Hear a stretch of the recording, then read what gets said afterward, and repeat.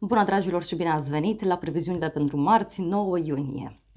Așa cum știți, e acea conjuncție Venus-Jupiter în semnul racului, micul benefic, marele benefic și e o conjuncție bună pentru toată lumea. Însă este o conjuncție sub semnul divinității, care să știți că poate să aducă în egală măsură și câștig, dar și oarecare pierdere, să știți. Acum, realist vorbind, e o conjuncție care e sub semnul divinității, dacă e să mă întrebați pe mine, și nu sunt lucruri care deja țin de noi, da? Pot fi, acum, e important să și deschidem ochii mari, da? Uite, pentru că poate fi o conjuncție care să ne ajute să luăm decizii legate de o relație, da? Nu știu, să o închidem într-un mod abiabil, o colaborare, poate să schimbăm ceva, poate pentru alții conjuncția asta, știu eu, în general, poate să vorbească și despre ceilalți, adică de acolo vine oportunitatea, dar acum trebuie să fim și noi deschiși, să fim așa cu ochii mari, cu urechile ciulite și să vedem care este, da? Și mai mult decât atât, conjuncția asta, să știți că ne cere și nouă să acționăm, da? Nu-i doar așa că stăm și se întâmplă minune, da? V-am mai explicat că noua eră în care am intrat deja nu mai e despre a sta, despre a aștepta, despre despre doar a medita și atât. Nu, e și despre a acționa. Acum, prima parte a zilei de marți, să știți că vine sub semnul divinității. E un moment așa de foarte mare emoții pentru toată lumea.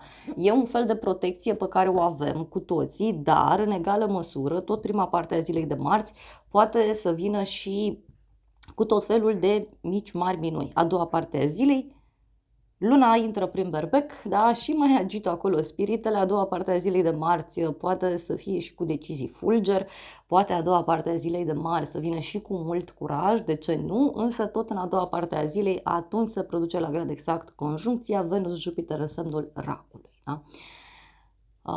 Care, bineînțeles, o conjuncție care, mai ales în contextul în care suntem, ne poate schimba din profunzime diferite lucruri. Da? Poate să fie și o conjuncție care ne aduce omul potrivit la momentul potrivit, doar că trebuie să fie și noi pe fază, da? Să acționăm, nu să stăm să așteptăm minuni de prin cer. Acum, din punct de vedere tarot-numerologic, avem arcana majoră, faetonul, deci e o zi ca și energie generală, însă ziua e despre ermit, deci e o zi în care ni se cere să pășim cu atenție spre noua direcție, să ne păstrăm echilibrul, că asta e important și poate, bineînțeles, să fie și o zi de marți care ne invită să pășim pe un drum de unii singuri sau, cine știe, să ne aliem cu cine trebuie.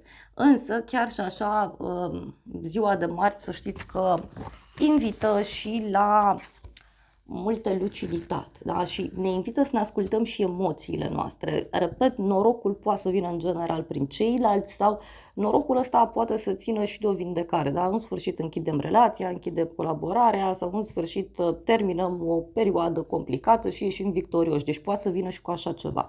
Nu e neapărat, da, să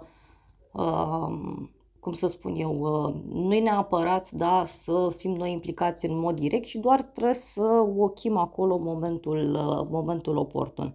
Bineînțeles că pentru fiecare zodie în parte e diferit, da? Pentru fiecare se manifestă diferit. Sunt și zodii foarte bine susținute pe această conjuncție, dar sunt și zodii pentru care, știu eu, controlul e ultimul lucru pe care îl au în ziua de marți și norocul poate să vină. Chiar dacă, repet, uneori acest noroc poate să știți că să fie ușor mascat, da? Repet. Însă, în general, eu cred că este o zi de marți în care vom da dovadă de înțelepciune și poate ne vom da seama că multe lucruri pleacă de la noi, însă da, depind și de ceilalți.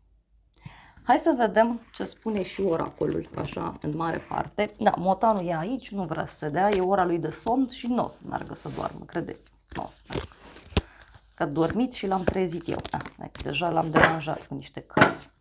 La bază avem balena, uite, o părere de rău pentru nimic, da? Sau o grijă pentru nimic, poate să fie și o zi cu mari emoții, da?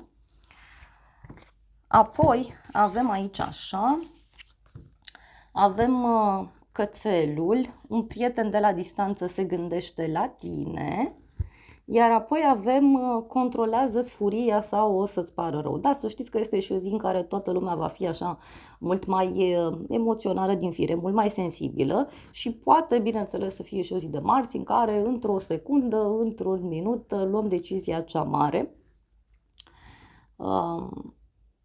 Posibil, da, posibil să fie și o zi în care oameni de prin depărtare să revină în atenția noastră sau oameni care s-au îndepărtat de noi din punct de vedere energetic, da, poate și fizic, acești oameni, da, cumva să se facă un fel de dreptate divină. Da, uite că am dat peste cărți sau motanul a fi dat, nu știu, și s-a întors un mesaj. Avem alegeri sănătoase. Conectează-te cu oameni care cred în tine, oameni care au grijă de tine și a alege un partener mai bun. Da, să știți că ești despre partener. Da? Uite, în unele cazuri, posibil să ne dăm seama că o anumită relație, ceva anume, nu mai este pe placul nostru, da? Nu mai rezonăm, pur și simplu. Bun, cam atât în mare parte. Vă invit pe aplicație să vedeți ce se întâmplă pentru zodia voastră în ziua de marți. Vă aștept cu drag acolo. Am mai pus filmări, sunt foarte multe, aveți foarte multe funcții. Vă aștept cu drag, puteți să vedeți gratuit filmările zilnice pe zodii și ce mai e pe acolo. Aveți și tot felul de citiri pe care vi le puteți face voi. Așa că vă așteptăm cu drag în aplicație, aveți link în primul comentariu și vă mulțumesc tuturor celor care ați instalat aplicația, sunteți pe aplicație și mă susțineți în continuare. Vă îmbrățișez cu drag și vă dorim o zi de marți cât mai frumoasă și o conjuncție binecuvântată.